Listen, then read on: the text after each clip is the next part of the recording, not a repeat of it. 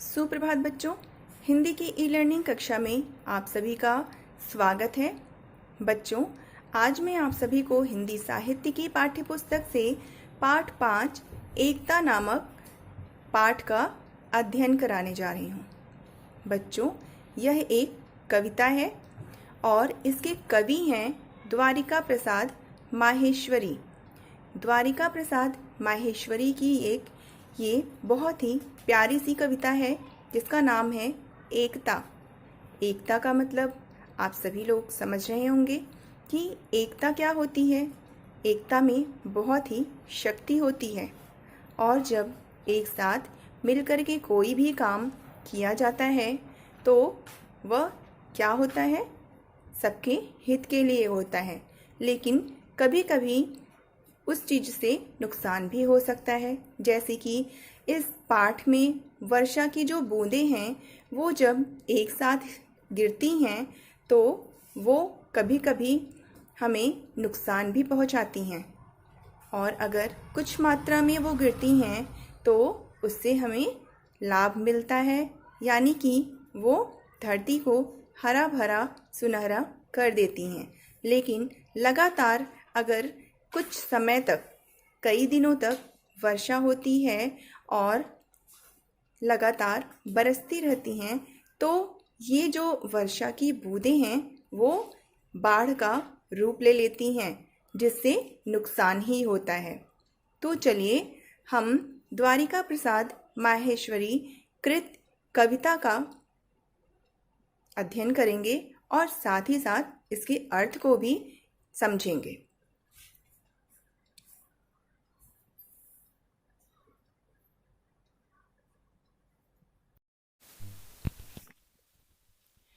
पाठ 5 एकता। बच्चों, एकता का मतलब आप सभी लोग जानते हैं कि एकता क्या होता है। एकता यानी एकजुट होकर के रहना या कोई भी काम करना।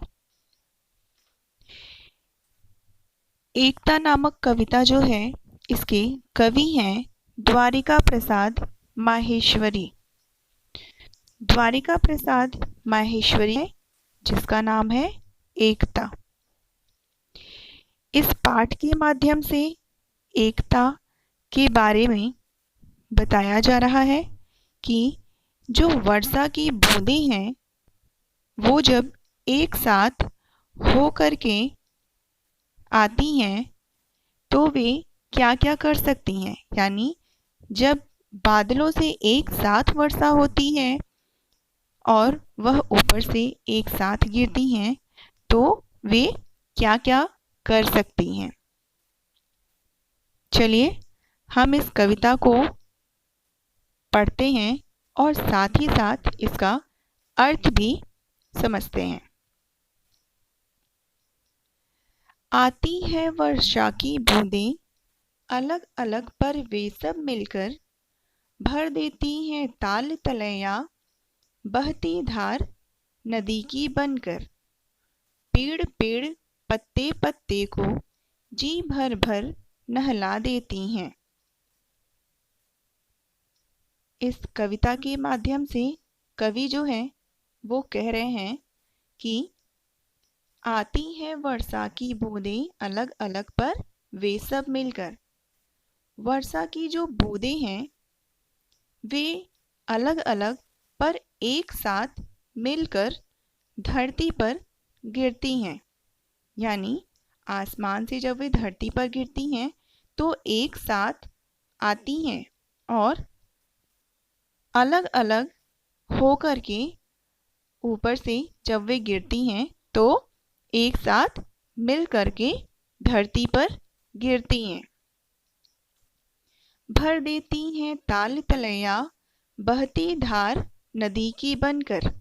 और जब वह एक साथ गिरती हैं तो जो भी नदी तालाब ये सारी चीज़ें जो होती हैं उन्हें वो भर देती हैं। यानी कि जब तेज वर्षा होती है और बारिश की बूंदें लगातार गिरती हैं तो तालाब, नाले, नदियाँ ये सब भर जाती हैं। धारा बन करके वे पेड़ पेड़ पत्ते पत्ते को जी भर भर नहला देती हैं और जितने भी पेड़ पौधे पत्ते होते हैं उन्हें वो अच्छी तरह से भिगो देती हैं, यानी कि गीला कर देती हैं।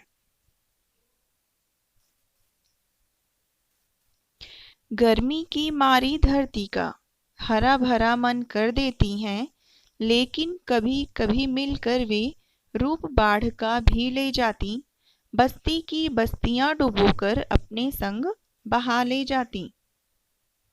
आगे कवि कह रहे हैं कि गर्मी की मारी धरती का हरा भरा मन कर देती हैं, यानी कि जब बहुत ज़्यादा गर्मी होती है तो वे वर्षा की बूंदें एक साथ धरती पर गिरती हैं और हर जगह पेड़ पौधों को भी पानी मिल जाता है, उन्हें भी हरा भरा कर देती हैं और मौसम को भी सुहाना कर देती हैं।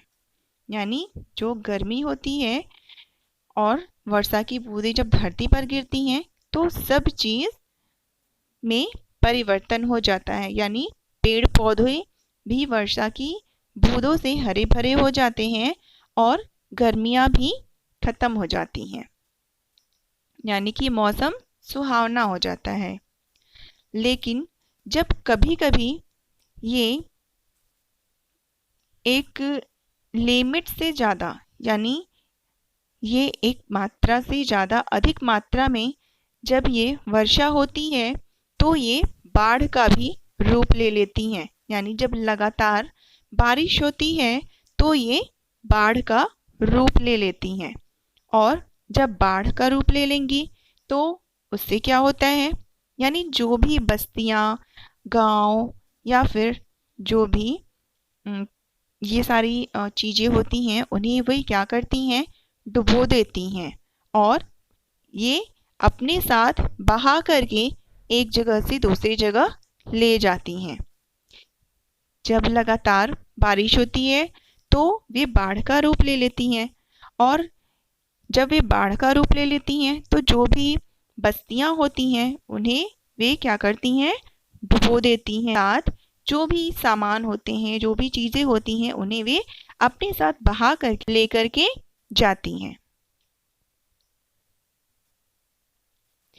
बल है बहुत एकता में वह, हित अनहित दोनों कर सकती, किंतु एकता वही भली जो सबके हित का साधन बनती। आगे कवि कह रहे हैं कि बल है बहुत एकता में वह। कवि कह रहे हैं कि एकता में जो है बहुत ही बल होता है, यानी एकता में बहुत ही ज़्यादा शक्ति होती है। वे चाहे तो किसी का हित कर सकती हैं, यानी किसी की भलाई कर सकती हैं, और चाहे तो अनहित कर सकती हैं, यानी कि किसी को नुकसान भी पहुंचा सकती हैं। कहने का मतलब है कि अगर एक साथ मिल कर के कोई भी काम किया जाए तो वो क्या होता है, अगर हम कोई भी काम एक साथ एकता से मिलकर के करते हैं तो वो हित के लिए अच्छा होता है, यानी उससे किसी की भलाई होती है। लेकिन अगर वही हम उसी काम को एक साथ मिलकर के बुरी चीज़ों में करते हैं, बुराई के लिए किसी चीज़ के लिए करते हैं तो उससे नुकसान होता है। यानी एकता कभी भी किसी का बुरा नहीं सोचता, एकता कभी भी किसी का बुरा नहीं कर सकता। एकता जो है सबका कल्याण करती है, यानी एकता में शक्ति होती है। और अगर एकजुट होकर के हम कोई भी काम करते हैं तो उस काम में हमें सफलता भी जरूर मिलती है। किंतु एकता वही भली जो सबके हित का साधन बनती। जैसे कि मैंने ऊपर वाली लाइन में आपको बताया कि अगर हम एक साथ मिलकर के किसी का भला करते हैं तो उससे क्या होता है, वो सबके हित के लिए यानी भलाई के लिए अच्छी होती है। लेकिन कभी कभी क्या होता है कि अगर एक साथ मिल करके हम किसी का बुरा सोचते हैं, बुरा करते हैं, तो वो उसके लिए परेशानियों का साधन हो जाती है, यानी उसे नुकसान पहुंचाती है। जैसे कि यहाँ पर वर्षा को लिया गया है कि वर्षा की बूंदें जब एक साथ धरती पर गिरती हैं तो क्या होता है, कर देती हैं। लेकिन अगर लगातार बारिश होती है, लगातार वर्षा की बूंदें धरती पर गिरती हैं, तो वो एक बाढ़ का रूप ले लेती हैं और जिससे क्या होता है, हमारा नुकसान ही होता है। जो भी फसल वगैरह होते हैं, पेड़ पौधे होते हैं, जब किसी भी मात्रा से ज़्यादा अगर कोई भी चीज़ें होंगी तो वो नुकसान ही होंगी। यानी लगातार अगर बारिश होगी तो वो बाढ़ का रूप ले लेगी। जो फसलें होंगी उन्हें नुकसान पहुंचेगा, पेड़ पौधे होंगे वो सड़ जाएंगे, खराब हो जाएंगे। इसीलिए एकता में शक्ति तो होती है और एकता जो है सबका कल्याण भी करती है और साथ ही साथ एकता कभी किसी का बुरा नहीं करती है, यह सबके भले के लिए होती है। एकता में बल होता है। तो बच्चों, इस पाठ के माध्यम से आपने क्या जाना कि एकता जो है कभी भी किसी का नुकसान नहीं करती है।